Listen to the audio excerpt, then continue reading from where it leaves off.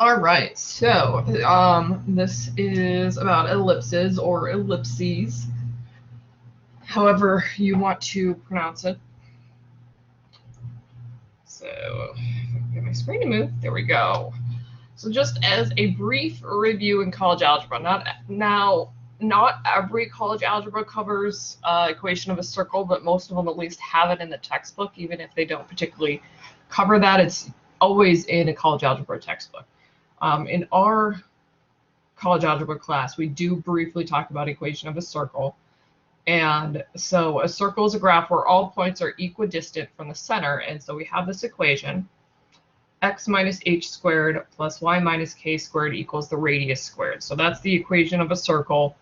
And that is used, it comes up occasionally in calculus, especially when you go to Calc 3, that usually comes up. Now, we don't have Calc 3 here at Grantham, so you don't have to worry about that, but it is something that comes up in some other math classes. So it's touched on in college algebra. Now, I'm bringing this up because this is actually related to an ellipse. So an ellipse is the set of all points in a plane, the sum of whose distances from any two distinct fixed points or foci is constant. Basically, a circle is a special case of the ellipse. So that's why I brought this up, is that we've covered circles, and it's a special case of an ellipse where you have your foci in the same location versus instead of being two of them. So we've got this picture here. Basically, you've got these distances, these 2 points called foci, and they have the sum between of those two distances is the same as you go around an ellipse. And so that sum is constant. And when it's a circle, those are in the same location, so that's why the radius is constant. Just point out pronunciation. We have a lot of words this week with a lot of strange pronunciations. So a single point is a focus, and plural is, I interchange. Sometimes I pronounce it foci, sometimes I pronounce it foci. I did look up because I'm like, well, which is the proper one? Because if it's focus with a hard K sound, it makes sense that the plural would be with a hard K sound, foci.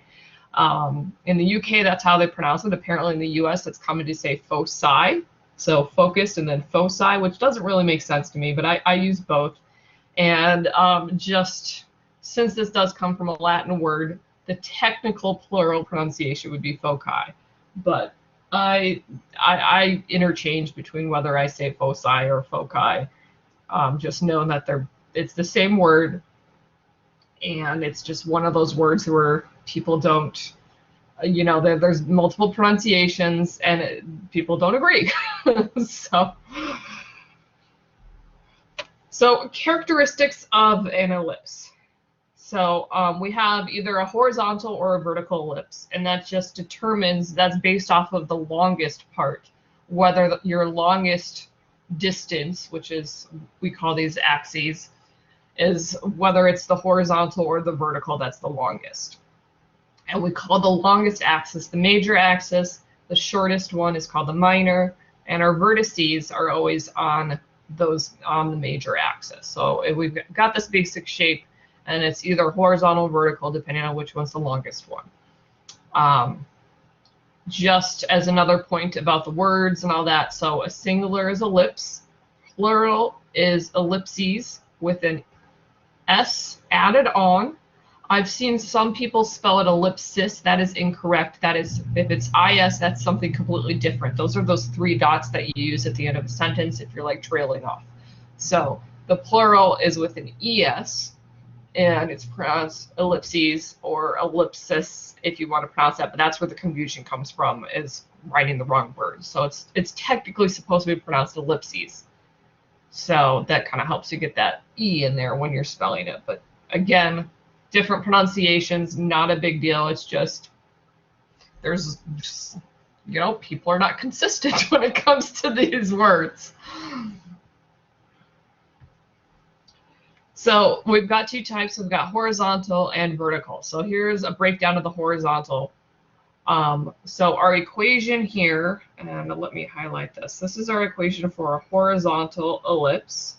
So you can see that it looks similar to an equation of a circle, but instead of being equal to the radius squared, we're equal to 1, and then we're dividing each of our parts by a distance, A and B.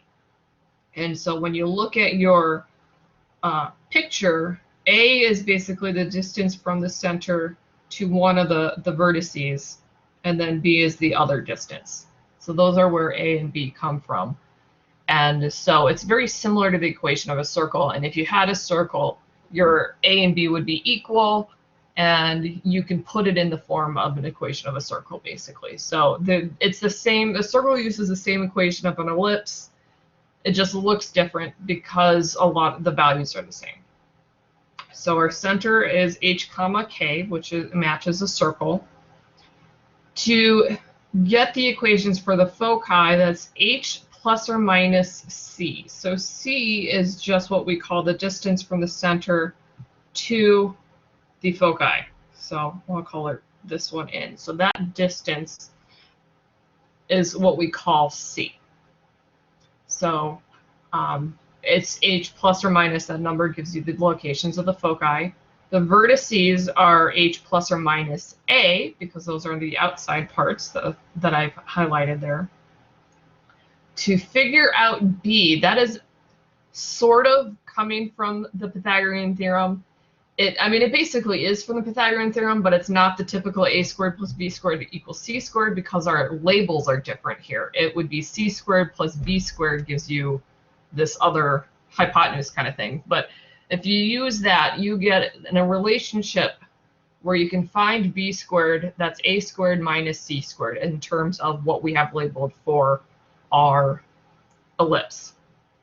And that's really important to know how to get to b squared, because you're often solving. It's really easy to figure out a and c, but you can't figure out b, and so then you have to solve for that. And then the major axis is 2a, because a is from the center to one end, so the total is 2a. That's important to know. That does come up when you're trying to write equations for ellipses. So that's the horizontal. That's the breakdown of how to find these things and like the formulas. And drawing a picture is key. For all the stuff this week, you're going to want to draw a picture and label what you know so that you can keep track of what you have. Now, a vertical is very similar. So you can see the vertical now, the longest part is going up and down. The equation is near the same. The only difference here is that the locations of a squared and b squared are changed. So a squared was under the x for horizontal, a squared is under the y for vertical. So basically, the equations are the same, but your a squared, the major axis, goes over the longest part. In this case, y is longest, so that's why we're dividing there. Center is the same. The foci and vertices are different because now we're adding c to the y value versus the h value, which makes sense because you're switching from a major being along the x, but now along the y. So now it's just getting added to y instead. The equation for b squared is the same. Major axis is still 2a. So if you understand what changes from the horizontal to vertical, you don't really have to memorize two equations, because it's just a matter of we're now moving things in terms of the y versus the x. And so there's very minor changes here. But I've got them on 2 slides, so you can use it as a reference as needed. So we've got lots of examples, and so my plan is basically I'm going to do examples until about, because I've got a lot of examples, probably way more than I need. So we'll see how many I get through till about 12:45, and then I'll move on to eccentricity, because I've only a couple examples for that. But people really struggle with the equation of ellipse, and so I've just got tons of examples, different types of things. So we'll start here. We've got a picture, so we're going to be getting our standard form for an ellipse, that's our equation, with the characteristics that we see in the picture. So what you see here is it's an ellipse, and we have to determine, is this a horizontal or a vertical ellipse? So we have to figure out which is the longest. So when you look at it, the longest axis is horizontal here, because that goes to 2 versus the vertical is going to 1.5. So the longest axis, get to my pen, oops. Oh, I'm clicking too many things. So our longest axis is horizontal. So this is a horizontal ellipse, so that's what we're going to be using. So A is the distance from the center to one of the vertices, which are the endpoints on that major axis. So we know the center because you can look at it. Our center here is 0, 0. And so the distance from the center to one of our vertices is A. So we can look at that and we know, okay, A is equal to 2. So we've got that from our picture here, that A is equal to 2. Now C is based off of the foci, which we don't have here, so we can't find C, but that's okay because we can find B directly off of the picture. So B is this distance right here, and so we can figure out B just by our picture here. So it's the difference from the center to the shorter axis endpoints. So because the center is at 0, that is 3/2 or 1.5. To write an equation for an ellipse, all you need to know is the center, A, and B. So we have these 3 things that we need, and we can write our equation. So the equation is x minus h squared plus y minus k squared. You divide each of these, so the longest is the x for horizontal, so that's going to be a squared, which makes the other one b squared, and then it's equal to 1. So we can plug in our numbers here, and we're going to just do a little bit of manipulation of the equation to make it look a little nice, and then we'll have our standard form.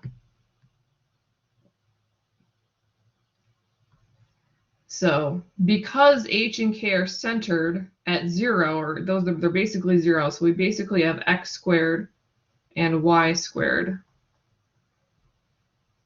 So a here is 2, so 2 squared is 4. And then I'm going to just actually write this because it's a fraction. We've got b, which is 3/2, so that's 3/2 squared. So when you square 3/2, that gives you 9/4. So this is divided by 9/4. Now we don't normally write our standard form this way with a fraction in the denominator. So dividing by a fraction is the same as multiplying by the reciprocal. So this simplifies to x squared over 4 plus 4 y squared over 9 equals 1. And that is how we write our standard form of the ellipse. So you have to basically figure out, okay, is this a horizontal or vertical? Figure out your center, your A, your B, and then you plug them into the formula, and then you just simplify. Are there any questions?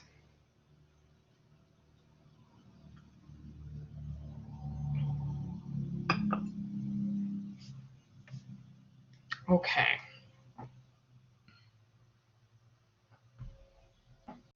So here's another one, and this one is not centered at 0, 0.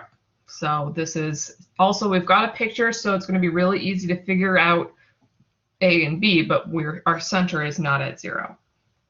So again, you can see that this is a horizontal ellipse because our longest axis here, just visually you can see that that is the horizontal. So we've got our horizontal is the major axis.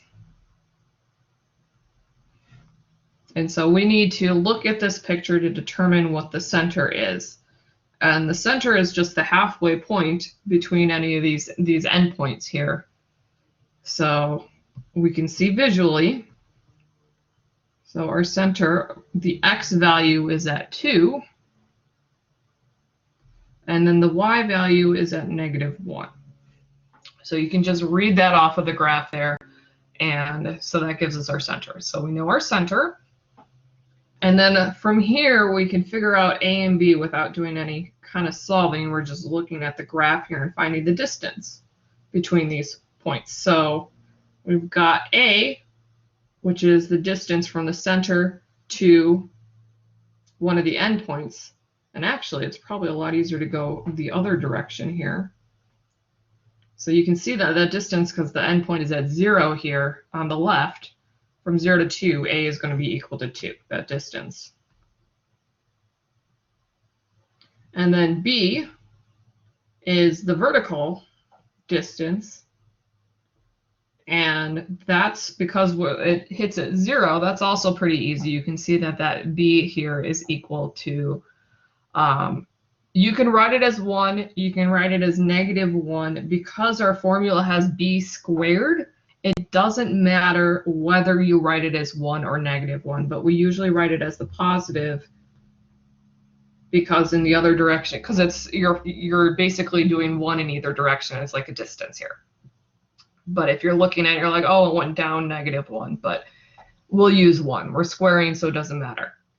So we've got our center, we've got A, we've got B, and so now we can put these in our formula. So it's x minus h squared, and the major axis is the x, so that's going to be a squared underneath it, plus y minus k squared over b squared, and then it equals 1. So I just plug in for x, for h and k, my center, so that's going to be x minus 2 squared. And then it's over a squared, so a is 2, so that's going to be 4.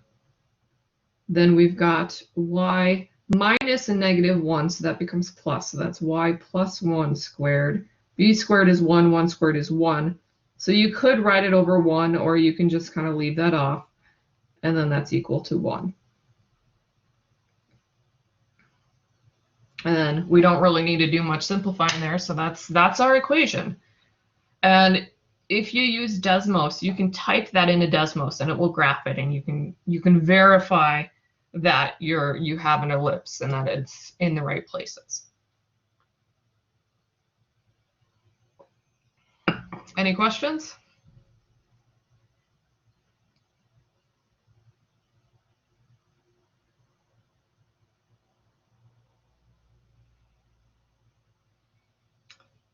Okay, so when you have a picture, it's pretty simple.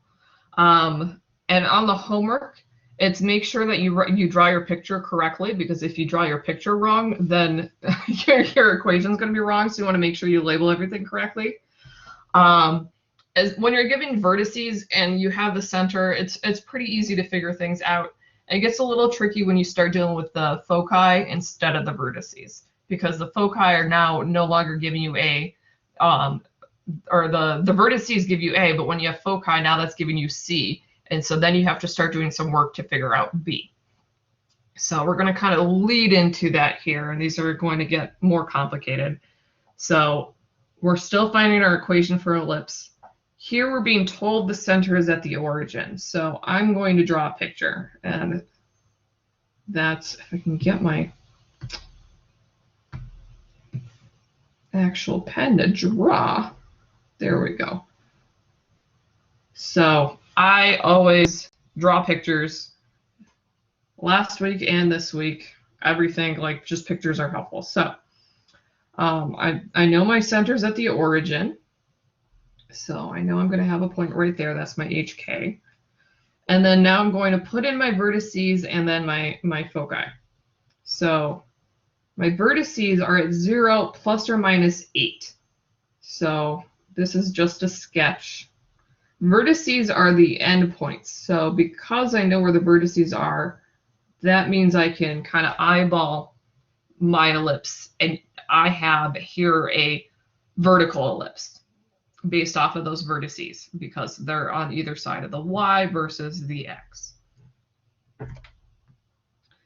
And then I can draw in my foci, which are at plus or minus 4.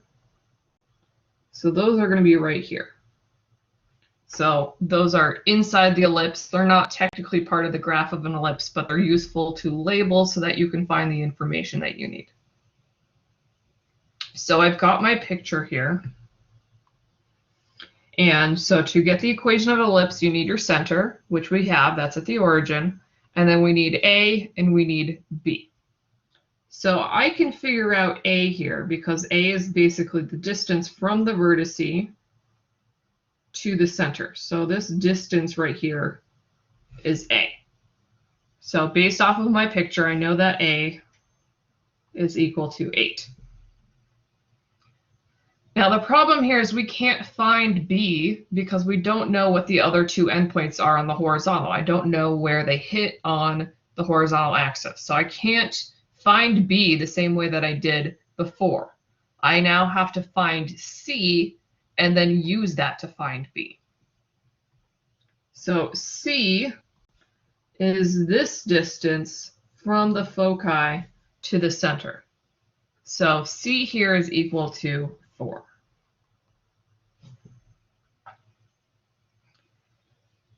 So now we have to basically use the Pythagorean theorem, and I'm going to go back to, it doesn't matter where if I'm looking at the vertical or the horizontal ellipse, we have this equation for B squared. B squared equals A squared minus C squared.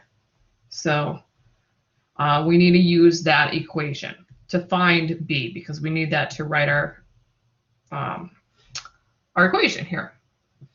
So B squared is A squared minus C squared.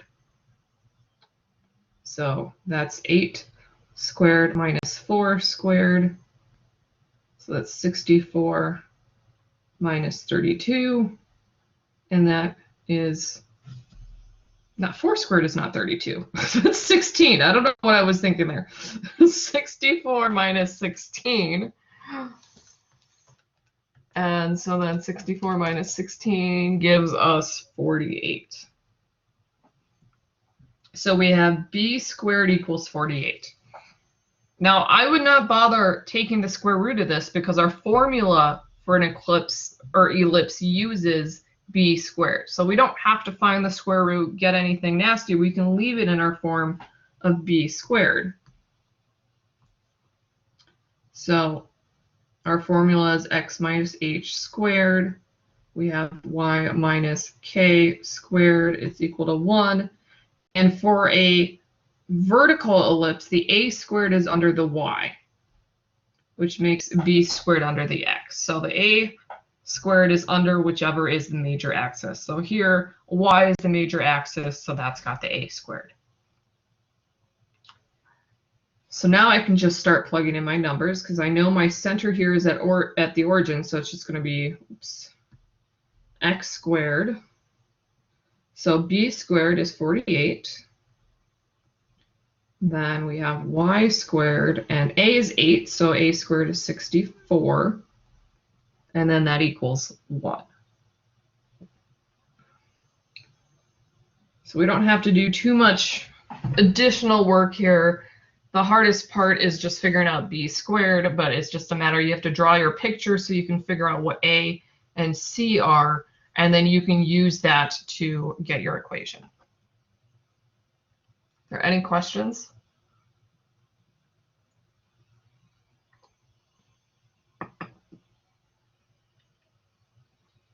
Yeah, so far plug and play, and that really is what it is. The hardest part is just getting the correct values. But once you have those values, you just plug it in, and then there you go.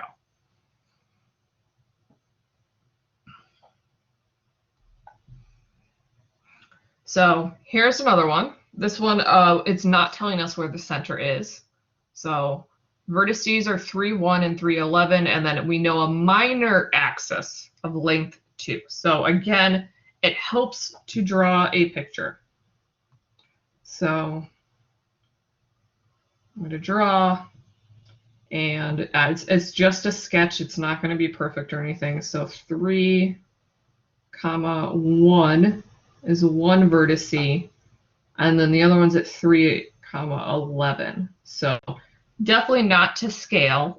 I can't even draw a straight line. It doesn't even look straight, but it's supposed to be a straight horizontal. That horizontal is definitely slanted. But the vertices are the major axis. So that tells you that because our vertices are vertical, that this is a vertical ellipse. So I'm going to just write that down. And so I know my center is going to be halfway between those 2 points, halfway between 3, 1 and 3 and 11, and that's where the midpoint formula comes in. And then our minor axis length of 2, so the minor is the shorter axis, and so that's telling us this total distance is 2, so it's 1 in either direction. So it's telling us that B is equal to 1, because the minor axis is basically 2 times B. So you'd have 2 times B equals 2, so we know that B is equal to 1. And so we have B. We need to figure out our center, and then we need to figure out A, and then once we have that, then we can plug them into the equation. So in order to find A, we need to find our center, and so that is the midpoint of the vertices. So the center, so we use the midpoint formula. So we know it's going to be at 3 because, well, the midpoint between 3 and 3 on X is going to be the same. But the question is, what is the Y value? So that's going to be 1 plus 12, no, 1 plus 11 divided by 2. I had already added that in my head. So that would be 12 divided by 2, which is 6. So we know our center is now at 3, 6. So once you know your center, we can use that to find A. So A here is the distance between a Y value of 11 and then a Y value of 6, because we have a vertex at 11 and then another one at 6. Or you can think of it as the distance between 1 and 6 if you're looking at the lower end, but I drew the upper end. So that distance between 11 and 6, 11 minus 6 is 5. So that gives us that A is equal to 5.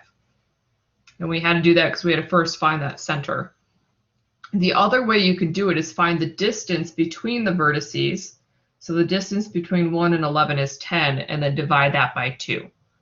So 2A would be 10 divided by 2. That gives you 5. So you can find it either way. I just like to draw it and look at a picture and kind of find it from the center. So now we have A, we have B, we have our center. We can give our equation. So we've got x minus h squared plus y minus k squared equals 1. And it's a vertical ellipse, so a squared's under the y. So now I just plug in my numbers. So I have x minus 3 squared, and well, b is 1. 1 squared is 1, so I'm not really dividing by anything. It's y minus 6 squared. A is 5, so 5 squared is 25, and then equals 1.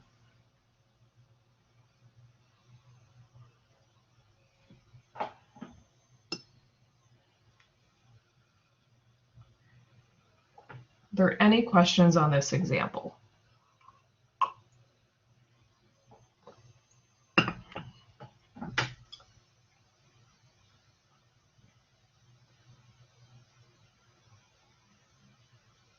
Nope. Okay. So these are going quicker than I expected.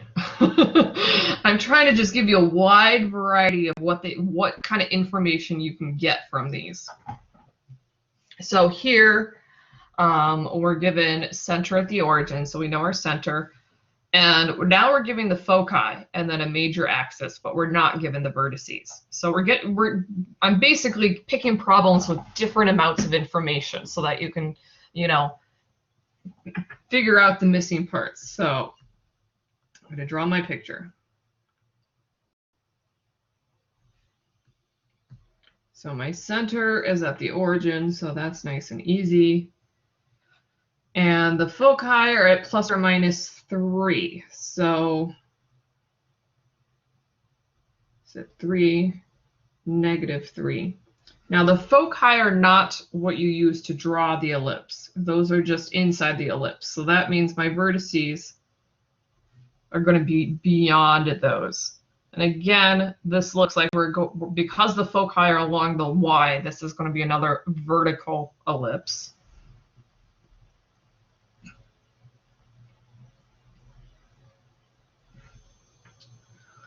And so now we have a major axis length of 8. So the major axis is the total distance between the vertices, and so that is 2a, because a is from the halfway from the center to one of the vertices. So this tells us that 2a is equal to 8, which means that we can solve, and we know a is equal to 4. So we have a from that picture, or from the major axis, is length 8. Now to get our equation, we need to know b, but we don't have any information to find b because we don't have anything in the horizontal direction here. So we need to use c, and then we'll use that formula where you solve for b squared. So c is the distance from the center to the foci. So this tells us that c is equal to 3 because the center is at the origin. So with that, our formula to find b is b squared equals a squared minus c squared. So I have a and I have c, so I can plug these in to find b squared. So a squared, that's 4 squared minus 3 squared. So that's 16 minus 9, which is 7. So b squared is equal to 7. And that's fine. We don't have to take the square root because that's what we need in our formula. So it's x minus h squared plus y minus k squared equals 1. The major axis is vertical, so that's going to be the a squared under the y, which makes b squared under the x. So x minus, and our center is at the origin, so I can just write x squared. And we solve for b squared, that's equal to 7. Then we've got y squared, and a is 4, so 4 squared is 16. And then it equals 1.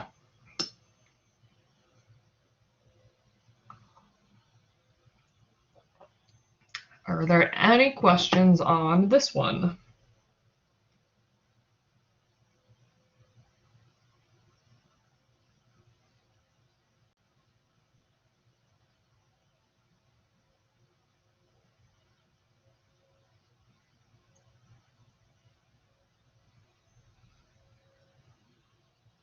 Okay. All right, again, we're going to find the equation of ellipse. Our center is not at the origin, it's 2, -1. We're given one vertex, and then we're given a minor axis of length 2. So let's draw our picture so that we have an idea of what we're looking at here.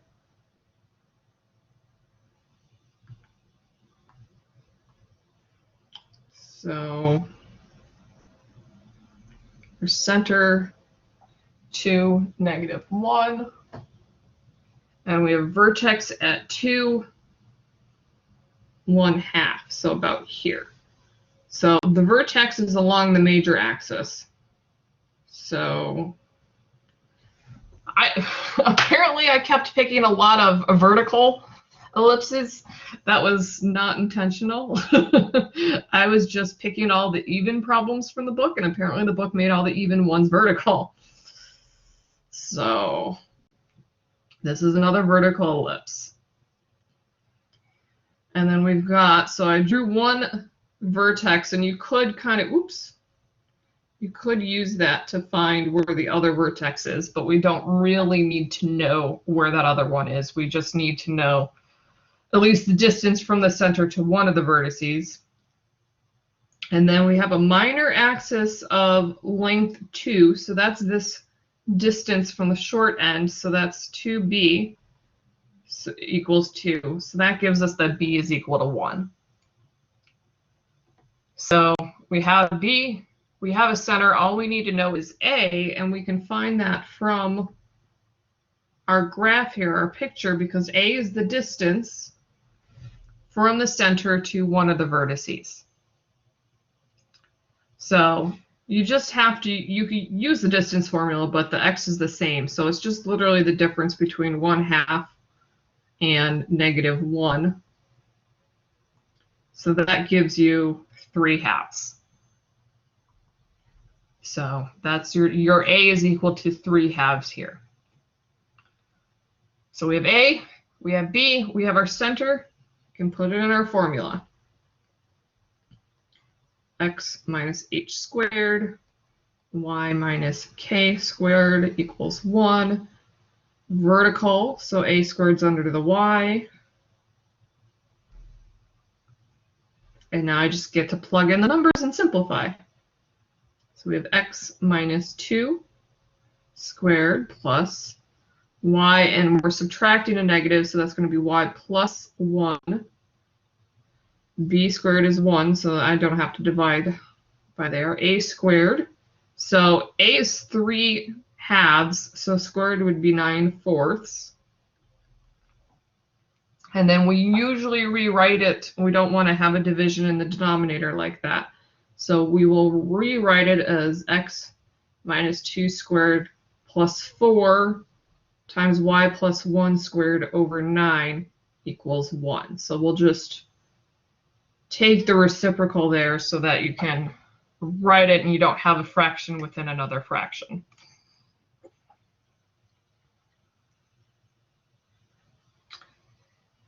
Any questions?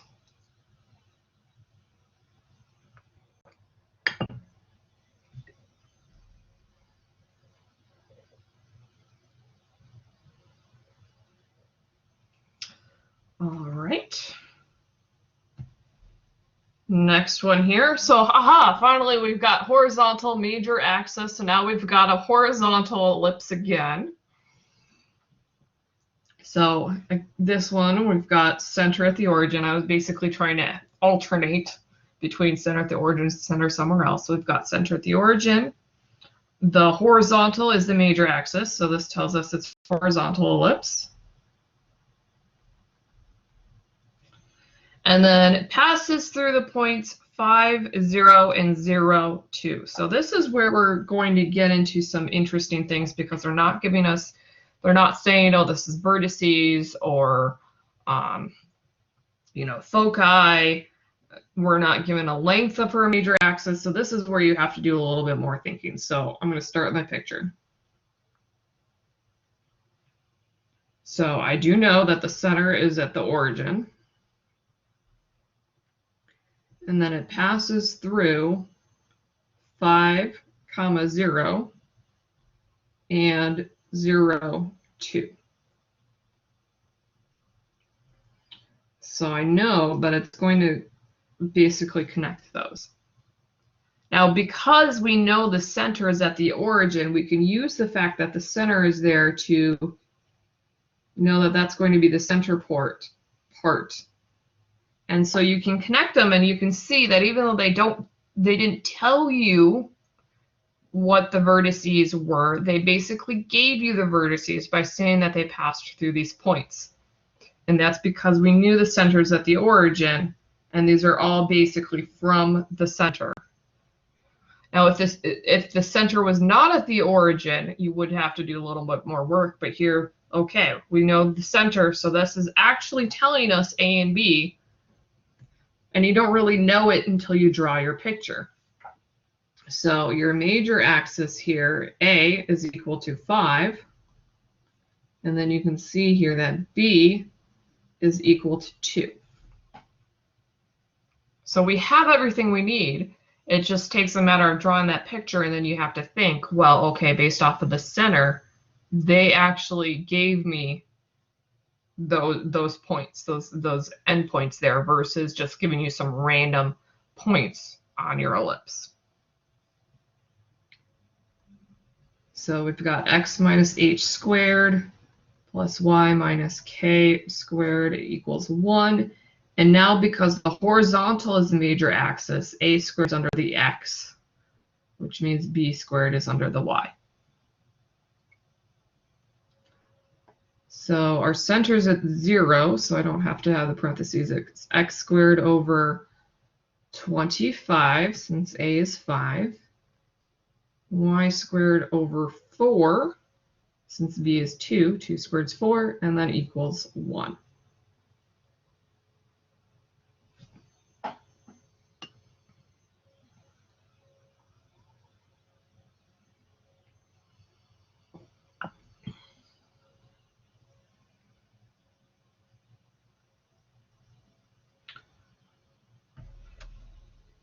So this is my last example of writing an equation of an ellipse, and then we'll get into eccentricity. So here, again, this one also has center at the origin, vertices 0 plus or minus 8, and then it passes through the point 3, 4.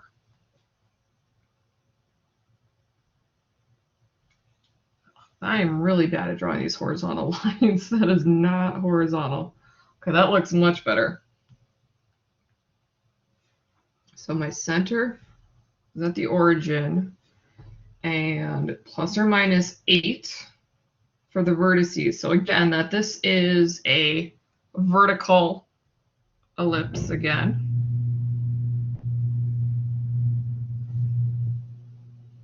And now it passes through the point 3, 4. So that's going to be about right here.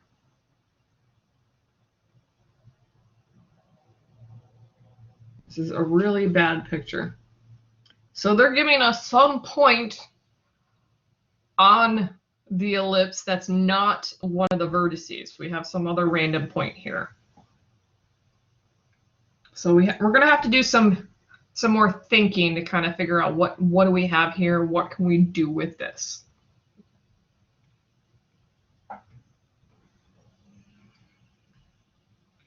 So let's just say, so we know A, because if they're giving us the vertices are plus or minus 8, we know that A is equal to 8, because that's the distance from the center to 8. And so now we have to kind of figure out, well, what do we do with that 3, 4? So here's what we end up doing. Let's start filling in our equation. So it's x minus h, so that x is at this, or h is the center because it's at the origin, so that's going to be x squared. And this is a vertical ellipse, so that's over b squared because the major axis is over the y. We have y squared over a squared. A is 8, so that's going to be 64, and it equals 1. So what we can do to figure out what b squared is plug in our point 3, 4, and then we can solve for b squared. So that would be 3 squared and 4 squared there. And so we're going to solve this for b squared, and then that will give us what we need for our formula. So 3 squared is 9, 4 squared 16, and I can reduce 16 over 64. That reduces to 1/4. So I'm just kind of to save space here. So that comes out to 1/4. That reduces to 1/4. So we're solving this. Basically, we're solving for b squared. So I would multiply both sides by the common denominator, which would be 4b squared.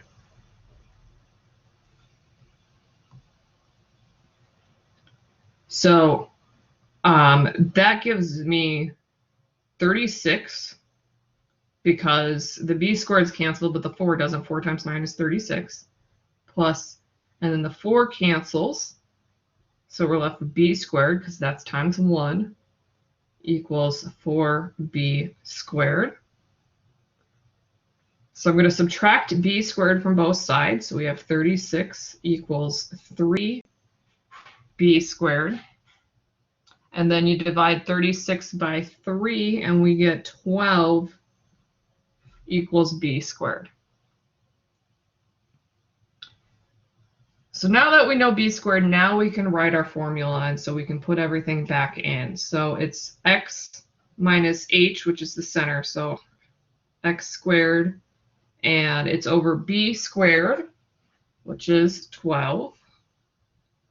And then we have y squared over a squared, and a is 8, so that's going to be 64, and then equal to 1.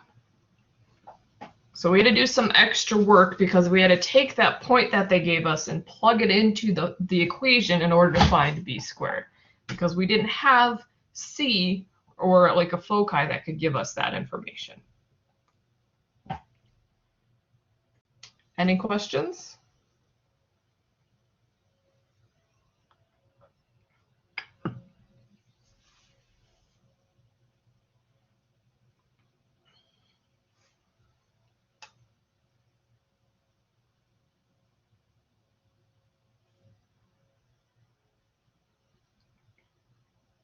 Okay, redundancy will help you understand.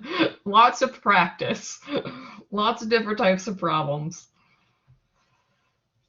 So eccentricity. So this is basically a number that measures the ovalness of an ellipse. And the oval is the difference between basically an oval and an ellipse is that the oval is what we call the shape.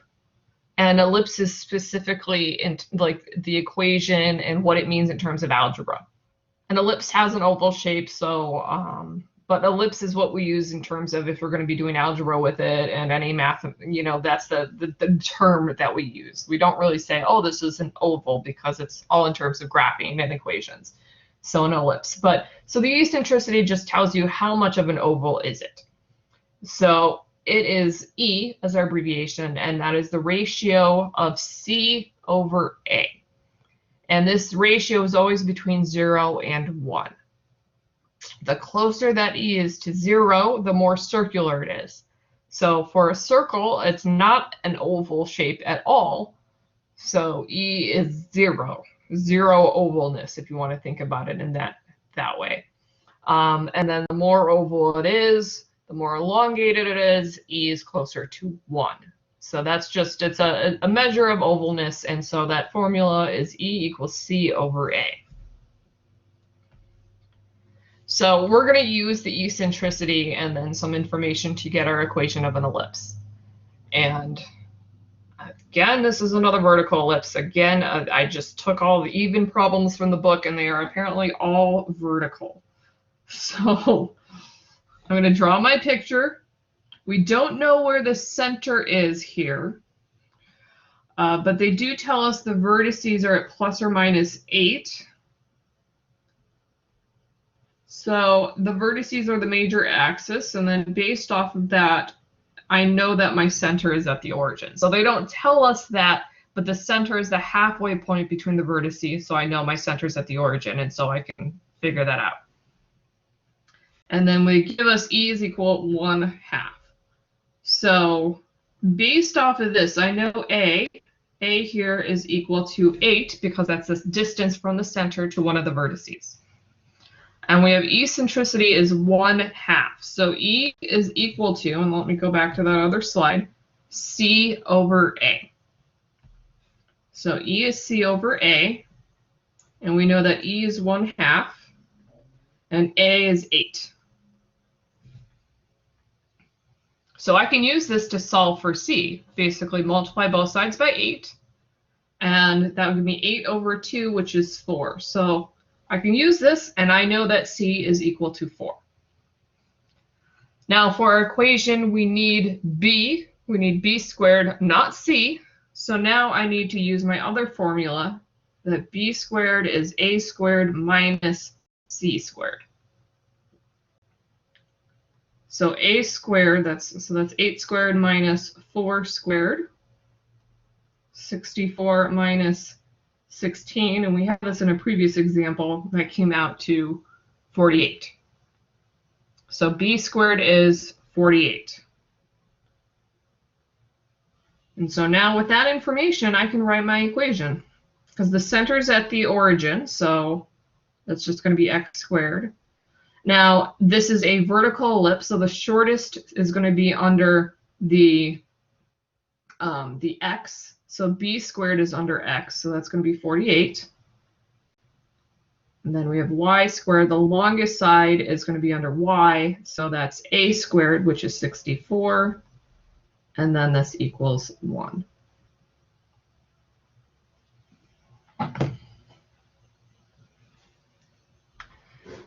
So to connect this with the assignment for the week, there is the problem with the comet. And you're told where one of the foci is. You're told where to place the origin. And you're given an eccentricity. So you want to make sure that you draw your picture properly, you have your foci in the right location in your center, you have your eccentricity, and you can use the eccentricity to basically, and the information of knowing where the foci is, which gives you C, so you can use that to solve for A. And then once you have that, you can solve for B, or B squared, and then you can get your formula. You need to make sure you know where your center is. The second part of that equation talks about the longest, the greatest distance and the smallest distance. That information is in the reading. So there's an example in the reading talking about basically in terms of space, the longest distance between things and the shortest distance, and those words, the aphelion and paraphelion, I think is what they are. In the book, they use apogee and perigee. Apogee and perigee are the words when it's specifically talking about the moon. When it's talking about other bodies, not the moon, it's aphelion and paraphelion, but it's very similar. The basically apogee and aphelion are the same. The perigee, paraphelion are the same. You know, they've got the same prefixes there. So you can use that to figure out part B on that example, so that you can figure out your greatest distances and your shortest distances there. And it has the formulas to figure that out. So there are actually formulas to figure out what those are. You can also kind of figure it out by looking at your picture as well if you want to do it that way. But that's the only extra stuff that I wanted to tell specifically for that particular problem on the assignment. There's only one that's the ellipse, and so it's that problem with the comet. So you should have now enough information that you can do that problem. It's just a matter of making sure your picture's correct so that you have all your stuff labeled correctly. Are there any questions?